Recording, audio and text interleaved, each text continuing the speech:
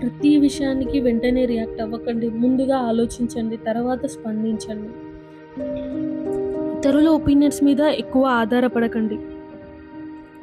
అందరూ మిమ్మల్ని అర్థం చేసుకోవాల్సిన అవసరం లేదు. మీ మాట కంటే మీ యాక్షన్స్‌కి ఎక్కువ విలువనివ్వండి. చెప్పడం కంటే చేసి చూపించడం అలవాటు చేసుకోండి. డిస్కంఫర్ట్‌ని తప్పించుకోకండి. కష్టంగా ఉందని వదిలేయకుండా కొంచెం కొంచెంగా ఎదుర్కోవడం నేర్చుకోండి. మీకు మీరే ఇచ్చుకున్న మాటను నిలబెట్టుకోండి. చిన్న కమిట్మెంట్ అయినా కంప్లీట్ చేయండి. అక్కడి నుంచే సెల్ఫ్ ట్రస్ట్ అనేది పెరుగుతుంది. ప్రతి సెట్‌బ్యాక్‌ని లెసన్‌గా చూడండి. నేను ఎందుకు విఫలమయ్యాను కంటే ఇందులో నుంచి నేను ఏం నేర్చుకోవాలి అని మిమ్మల్ని మీరు ప్రశ్నించుకోండి. మీ బౌండరీస్‌ని స్పష్టంగా ఉంచండి. అందరిని సంతోషపెట్టడానికి మీ పీస్‌ని సాక్రిఫైస్ చేయకండి. మీ మైండ్‌ని మీరు ఏం ఫీడ్ చేస్తున్నారో గమనించండి.